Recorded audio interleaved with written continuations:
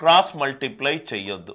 ఎప్పుడూ గుర్తుపెట్టుకోండి సార్, ఒక రైట్ లవము అండ్ హారంలో మనకు ఏదైనా బహుపది ఉండి గ్రేటర్ దాన్ 0 లెస్ దాన్ 0 ఉందనుకోండి, లెస్ దాన్ 0 ఉందనుకోండి, లెస్ దాన్ 0 అంటే నెగటివ్, లెస్ దాన్ 0 నెగటివ్కి మనకు రెండు కేసులు వస్తాయి. ఏ పాజిటివ్ కావచ్చు, బి నెగటివ్ కావచ్చు. Positive by negative is negative. ఈ కేసు అయినా కావచ్చు, లేకపోతే ఈ కేసు అయినా కావచ్చు.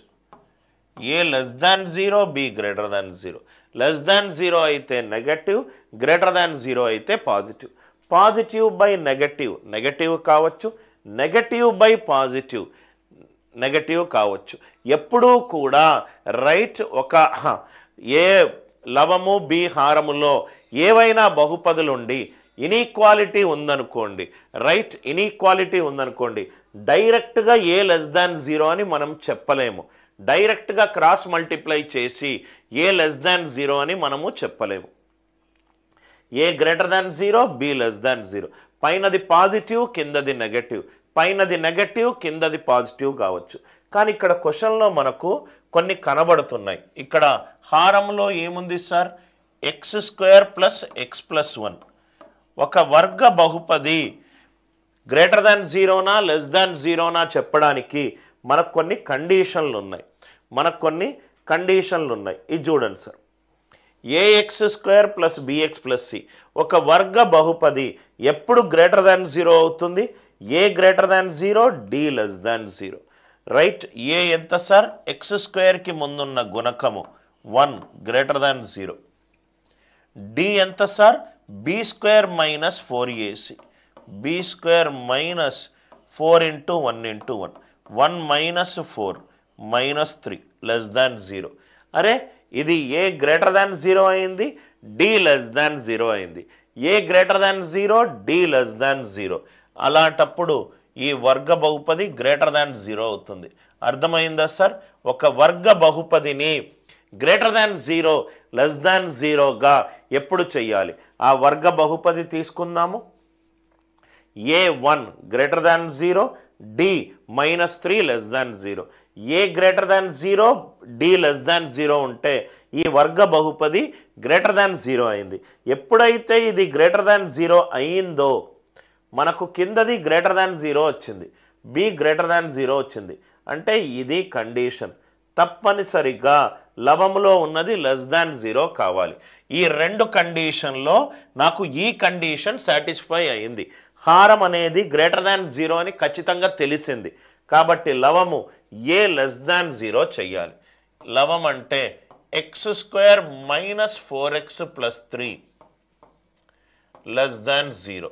దీన్ని నేను సూక్ష్మీకరిస్తే x minus 1 into x minus 3 less than 0. x minus 1 into x minus 3 less than 0. దీన్ని రైట్ సూక్ష్మీకరించాను. సో ఫస్ట్ లెస్ దాన్ పక్కన పెట్టేసేయండి sir.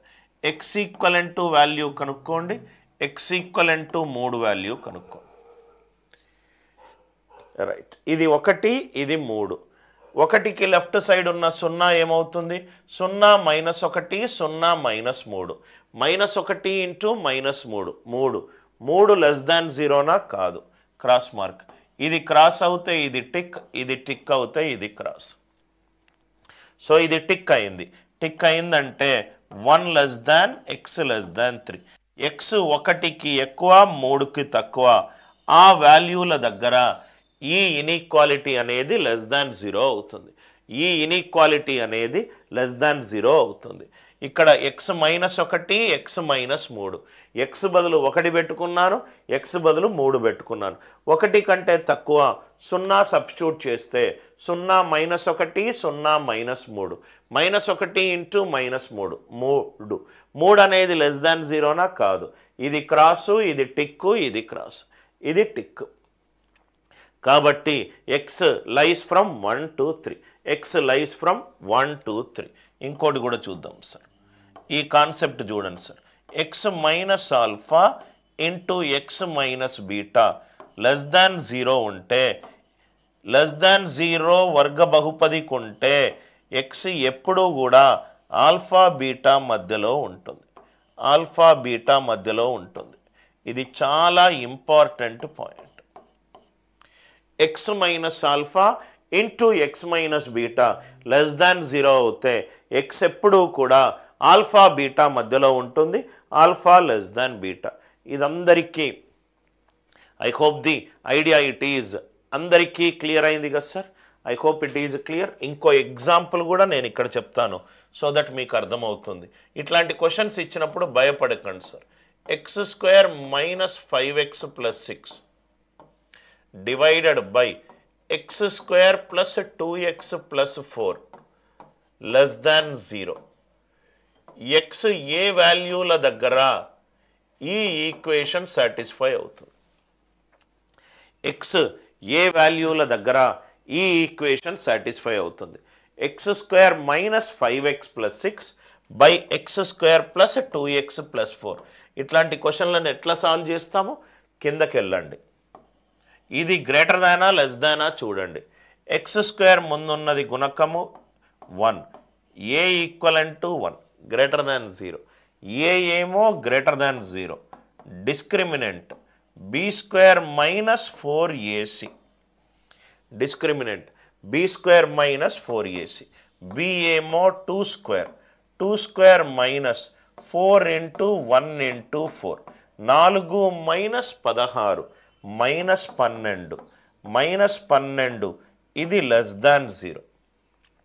A greater than 0, d less than 0. A greater than 0, d less than 0. A greater than 0, d less than 0 వచ్చినప్పుడు ఏమవుతుంది ఆ expression? X square plus 2x plus 4 greater than 0 అవుతుంది. ఇది less than 0 కాబట్టి కిందది positive ఉంటే పైనది negative. X square minus 5x plus 6 less than 0. దీనికి కారణాంకాలు x minus 2 into x minus 3 less than 0. Less than 0 ఉంటే ఏమవుతుంది? ఎక్స్ ఆల్ఫా బీటా మధ్యలో ఉంటుంది. 2 less than x less than 0. 2 less than x less than 0. అందరికీ ఈ మోడల్ క్లియర్గా అర్థమైంది అని అనుకుంటున్నాను సార్. ఇలా ఇచ్చినప్పుడు మనకు వర్గ బహుపదిలో మ్యాక్సిమా మినిమా కాన్సెప్ట్ కనుక తెలిస్తే మనము చాలా ఈజీగా ఇటువంటి క్వశ్చన్స్ని మనము సాల్వ్ చేయొచ్చు.